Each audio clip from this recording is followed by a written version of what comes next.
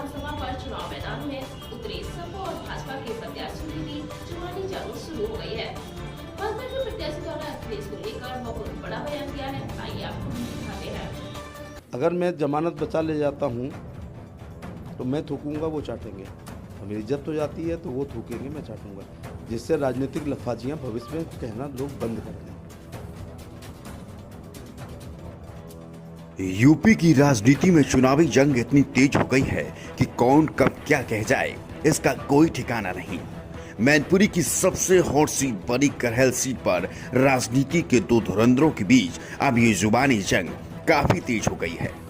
करहल से अखिलेश यादव खुद चुनाव लड़ रहे हैं और उनके सामने हैं भाजपा के केंद्रीय राज्य मंत्री एसपी सिंह बघेल।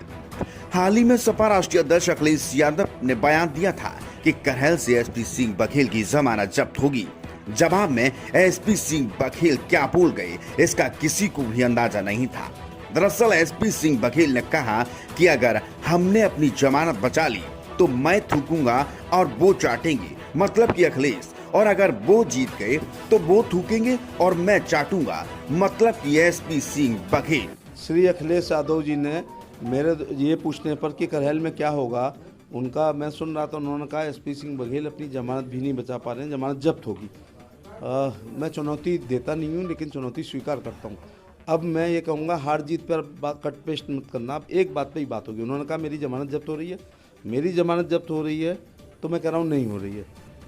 अगर मैं जमानत बचा ले जाता हूँ तो मैं थूकूंगा, वो चाटेंगे।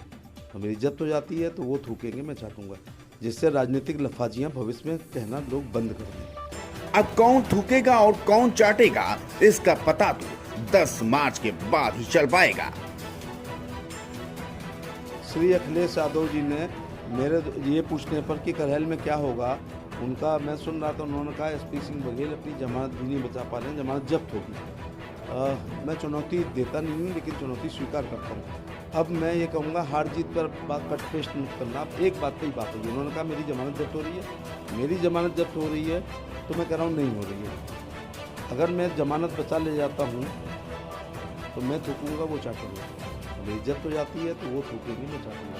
जिससे राजनीतिक लफाजियाँ भविष्य में कहना लोग बंद कर दें।